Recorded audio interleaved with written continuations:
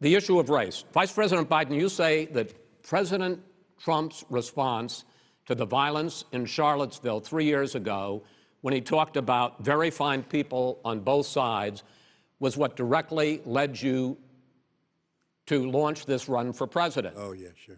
President Trump, you have often said that you believe you have done more for Black Americans than any president, with the possible exception of Abraham Lincoln. My question for the two of you is, why should voters trust you rather than your opponent to deal with the race issues facing this country over the next 4 years?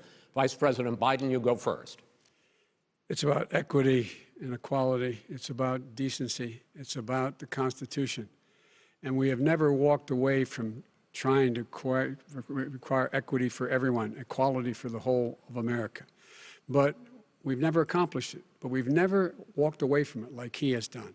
It is true. The reason I got in the race is when those people, close your eyes, remember what those people look like coming out of the fields carrying torches, their veins bulging, just spewing anti-Semitic bile, and accompanied by the Ku Klux Klan. A young woman got killed. And they asked the president what he thought. He said there were very fine people on both sides. No president's ever said anything like that. It is whose now, 2 minutes, sir. Second point I'd make to you is that when Floyd was killed, when Mr. Floyd was killed, there was a peaceful protest in front of the White House. What did he do? He came out of his bunker, had the military use tear gas on him so he could walk across to a church and hold up a Bible. And then what happened after that? The bishop of that very church said that it was a disgrace. The general who was with him said all he ever wants to do is divide people, not unite people at all. This is a president who has used everything as a dog whistle to try to generate racist hatred, racist division. This is a man who, in fact, you talk about helping African Americans. 1 in 1,000 African Americans has been killed because of the coronavirus. And if he doesn't do something quickly, by the end of the year, 1 in 500 will have been killed. 1 in 500 African Americans. This man is a savior of African Americans. This man cares at all.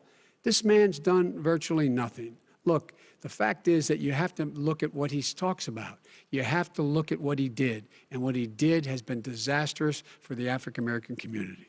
So, President Trump, you have 2 minutes. Why should Americans trust you over your opponent to deal with racism? he did a crime bill, 1994, where you call them super predators, African Americans, the super predators, and they've never forgotten it. They've never forgotten it, Joe. No, sir, it's his 2 minutes. So you did that, and they call you a super predator, and I'm letting people out of jail now that you have treated the African American population community, you have treated the Black community about as bad as anybody in this country. You did the 1990, and that's why, if you look at the polls, I'm doing better than any Republican has done in a long time, because they saw what you did. You call them super predators, and you've called them worse than that, because you look back at your testimony over the years, you've called them a lot worse than that. As far as the church is concerned, and as far as the generals are concerned, we just got the support of 250 military leaders and generals, total support. Law enforcement, almost every law enforcement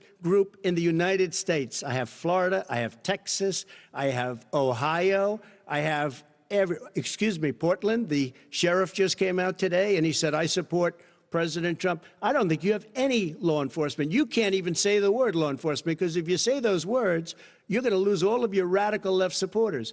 And why aren't you saying those words, Joe? Why don't you say the words law enforcement? Because you know what? If they called us in Portland, we would put out that fire in a half an hour, but they won't do it because they're run by radical left Democrats. If you look at Chicago, if you look at any place you want to look, Seattle, they heard we were coming in the following day, and they put up their hands, and we got back Seattle. Minneapolis, we got it back, Joe, because we believe in law and order, but you don't. The top 10 cities and just about the top 40 cities are run by Democrats and, in many cases, radical left. And they've got you wrapped around their finger, Joe, to a point where you don't want to say anything about law and order. And I'll tell you what, the people of this country want and demand law and order, and you're afraid to even say it. All right. I want to return to the question of race. Vice President Biden, after the grand jury in the Breonna Taylor case decided not to charge any of the police with homicide, you said it raises the question, quote, whether justice could be equally applied in America. Do you believe that there is a separate but unequal system of justice for blacks in this country? Yes, there is. There's systemic injustice in this country, in education and work and in law enforcement and the way in which it's enforced. But look, the vast majority of police officers are good, decent, honorable men and women. They risk their lives every day to take care of us. But there are some bad apples. And when they occur, when they find them, they have to be sorted out. They have to be held accountable. They have to be held accountable. And what I'm going to do as President of the United States is call together an entire group of people at the White House, well, everything from the civil rights groups to the police officers, to the police chiefs, and we're going to work this out. We're going to work this out so we change the way in which we have more transparency in when these things happen. These cops aren't happy to see what happened to George Floyd. These cops aren't happy to see what happened to Breonna Taylor. Most don't like it.